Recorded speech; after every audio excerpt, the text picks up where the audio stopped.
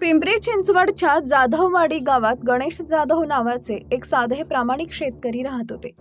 त्यांच्या गोट्यात गायी, म्हशी आणि काही रेडे होते। गणेश रोज सकाळी प्रेमाने जनावरांना गवत पाणी द्यायचे, पण गेल्या काही दिवसांपासून त्यांना एक गोष्ट सतत जाणवत होती। एका रेडकाचा चेहरा खूप उदास दिसायचा। तो काही खात नसे, कोपऱ्यात उभा राहायचा। एका सकाळी गणेश गोठ्यात गेले तेव्हा त्यांनी पाहिलं की त्या रेडकाचे पाय घट्ट बांधलेले होते। त्यांना काहीतरी बरोबर नसल्याचं जाणवलं। काही दिवस रोजच काहीतरी विस्कळीत दिसत राहिलं। कधी दरवाजा अर्धा उघडा, कधी पाण्याचं भांडं उलटलेलं। शंका वाढली आणि गणेश यांनी ठरवलं हे रहस्य उलगडायचंच। त्यांनी नातवाच्या मदतीनं गोठ्यात सीसीटीव्ही कॅमेरा बसवला। काही दिवस काहीच घडलं नाही, पण एका रात्री नातू घाबरत म्हणाला, आजोबा गोठ्यात लाईट बंद आहे।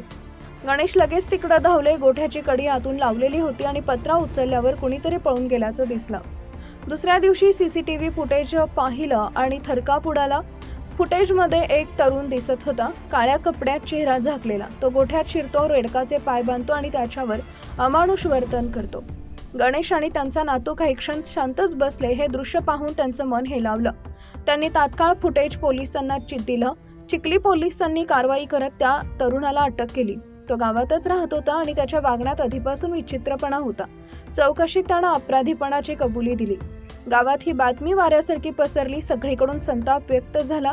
लोकांनी गणेश यांच्या धैर्याचं कौतुक केलं, कारण त्यांच्या सजगतेमुळे आणखी एक अमानुष प्रकार टळला।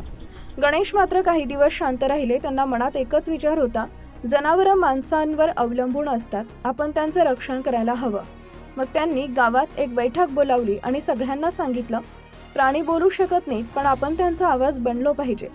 त्या दिवसांनंतर अनेक गोठ्यांमध्ये सुरक्षा कॅमेरे बसवले गेले। मुलांना जनावरांविषयी करुणा आणि प्रेम शिकवण्यासाठी शाळांमध्ये उपक्रम राबवले गेले। काही आठवड्यांनी गणेश गोठ्यात गेले। रेडका त्यांच्या दिशेने धावत आला। त्यानं प्रेमानं डोकं त्यांच्या खांद्यावर ठेवलं। गणेश यांच्या डोळ्यातून अश्रू आले, पण ते दुःखाचे नव्हते, तर समाधानाचे होते। त्यांनी हलक्या आवाजात पुटपुटले, आता तू सुरक्षित आहेस रे बापड्या, आता गोठ्यात अंधार नाही।